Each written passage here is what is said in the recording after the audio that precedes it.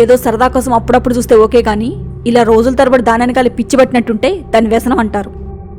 విడ్డూరం ఏంటంటే నువ్వు దాని మీద స్పెండ్ చేసే టైం ఫ్యామిలీతో స్పెండ్ చేస్తే దానివల్ల నలుగురు సంతోషపడతారన్న ఆలోచన లేకుండా అయ్యో నా టీం ఓడిపోయిందంటూ ఫుడ్ మాని నిద్ర మాని నీ కోపతాపాలన్నీ ఫ్యామిలీ మీద చూపిస్తున్నావు. అక్కడ వాళ్ళకొచ్చే నష్టమేం లేదు. ఎందుకంటే గెలుపోవటంతో సంబంధం లేకుండా ప్రతి ప్లేయర్ అకౌంట్లో లక్షల రూపాయలు వచ్చి పడతాయి. షాకింగ్ విషయం ఏంటో తెలుసా, అక్కడ వాళ్ళ ఆటకొచ్చే డబ్బులే కాకుండా యాడ్స్ పైన కూడా ఎక్స్ట్రా సంపాదిస్తుంటే ఇక్కడేమో మనం బెట్టింగ్ పేరుతో నెలకొచ్చే చాలని శాలరీని కూడా తగలేస్తున్నాం.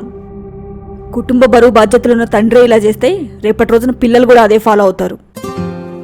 కనీసం ఇప్పటికైనా పిఎల్ కాదు పిపిఎల్ ఇంపార్టెంట్ అని తెలుసుకోండి.